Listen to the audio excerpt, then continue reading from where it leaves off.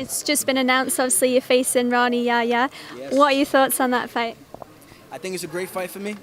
I think it's a fun fight for the fans. A lot of people are saying this matchup makes no sense, but there's nobody else for me to fight in the top 10 that logically makes sense. I think the only guy who doesn't have an opponent is Thomas Almeida, but he just came off of a loss. He just came off a big loss to Jimmy Rivera. So I think this is a fun fight stylistically. If I were to fight Almeida, I'm just going to go out there and take him down. You know, I'm going to fight my fight, and I'm going to backpack him. And it's going to be no different with Yahya. I'm going out there to backpack the guy, you know. So punch him in the face a few times.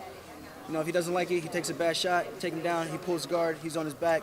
I land a couple elbows, he turns, he tries to get up. I take his back, throw the hooks in, get the finish. Hero. You seem to face, obviously, a lot of BJJ specialists as well. This is going to be my 4th Brazilian for the year. I came up short against Rafael Sunsao in January, but I think in December 9th, we're going to pull off a hat trick and get the 3rd one done against the 3rd Brazilian. Obviously, you train at Longo and Weidman MMA gym. How have they shaped you as an athlete, and how has it been to train with, obviously, the likes of Weidman? You've got, Longo, Sarah. How is it to train with them? So it's always cool. You know, we're a very lighthearted gym. Outside of training camp, we're always busting each other's balls. It's the funniest thing. Everyone's ripping on somebody. Everyone's got a joke to crack. So that's why it's always so fun. It's such a great environment to be around. But when it comes time to train, we put the work in, man. And that's one of the things I love about my coaches, because they truly do care about their athletes. You know, it's not just we're here for a paycheck. They really could give two shits about getting the money. They want to see us go out there and get our hands raised and be the next guys to come out of Long Island to hold a belt for New York. And we've got GSP versus Bisping coming up, so I just want to get your prediction on that and how you think that fight's going to play out. GSP he's been a great champion, you know, but I think to take that many years off and to come back and fight a bigger guy, and he's not that much bigger, I don't think, in physical build. I mean, I haven't seen him up close and personal, but I think Bisping's a bigger guy. He's more durable. He's fought the who's of everybody in the division. He's been around since Tough 3, and he's still one of the only survivors who is still walking around who actually wore gold. And it's amazing his journey, how long he's been able to come around. And I think he's the bigger man. He's gonna go out there. He should bully GSP, and if GSP is gonna try to GSP him, I think it's gonna be a long 25 minutes, because Bisping's a big guy. He's not a small 85er. And we've got, well, they haven't announced it yet, but it looks like it's going to happen. Cyborg versus Holly Holm. What's your thoughts on that fight and a prediction for that fight as well? Well, Holly Holm's a very smart fighter. I think she's going to use her sidekicks to keep the distance. I think Cyborg had a tough fight, her last one with Tanya Evinger. Everyone expected her to go out there and steamroll her in the first round. I even thought so. I thought she was going to kill her in like the first 2 minutes, but she didn't. Evinger stood in there and battled, and I think she showed that Cyborg is human. She's not really a cyborg, you know. But I think that's going to be a very interesting stylistic fight. Holly's got the long range kicks. She's more of a technical boxer, where Cyborg's more of a, I'm coming out there to throw sledgehammers at you. And I think if Holly Holm could beat a matador a little bit, tire her out into the later rounds, I think Holly can steal the fight, kind of show upset everybody, kind of like she did Ronda Rousey. And obviously you're coming off a win over Henan Barao, former champion. So how's life treating you? How are you feeling after that fight, and then obviously with the confidence and everything? I feel good. I think I beat one of the pound-for-pound greatest fighters of the world. You know, when he was up there and Dana White was touting him as one of the best guys pound-for-pound, now all of a sudden he lost to TJ twice. I'm the second bantamweight to beat him, you know. So if you watch his fight with Jeremy Stevens, he was whooping up Jeremy in that first round and a half, and then Jeremy landed one big right hand halfway through that second round that stunned and rocked Barao. And I think that's when he realized these guys are a lot bigger and they hit a lot harder at 145 compared to they do at 135.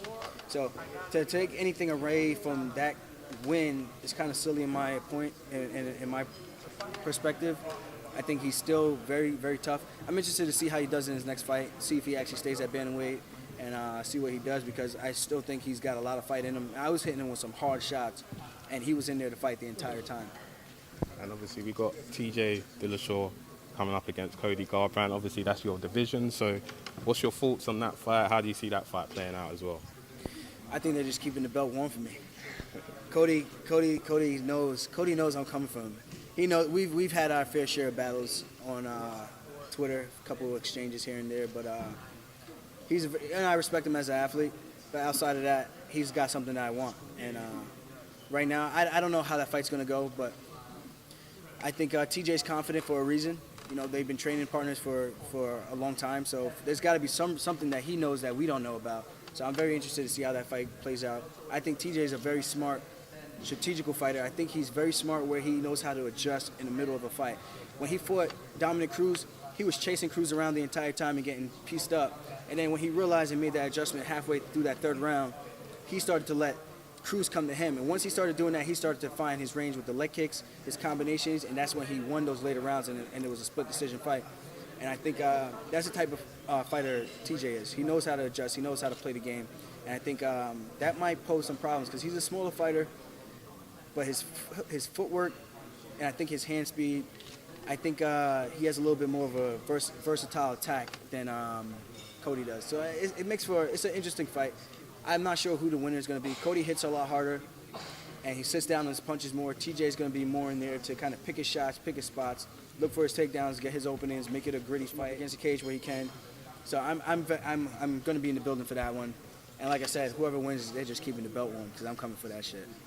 Actually, going back to Dominic Cruz, he's facing Jimmy Rivera, and you had a little bit of Twitter beef going on with Jimmy. How did that start? It wasn't even with Jimmy. It was his girlfriend talking shit to me, his wife talking shit to me. I'm like, what? I don't understand what happened in 2017 where fighters' girlfriends do all they do all the trash talking for their boyfriends, which makes no sense to me. I'm like, I'm not gonna sit here and talk shit to you.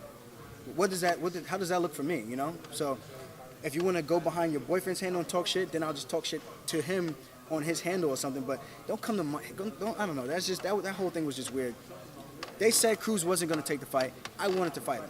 I want to fight the top guys. I want to fight the best guys in the world. I want to show that I prove and put in the work to fight for the belt. I'm not looking to cut corners and you know, I want to put in my own work. I'm putting in the work. I'm putting in the time in the gym. So, you know, that's all that was. If he can't respect that, then fuck him. Okay, well, thank you very much.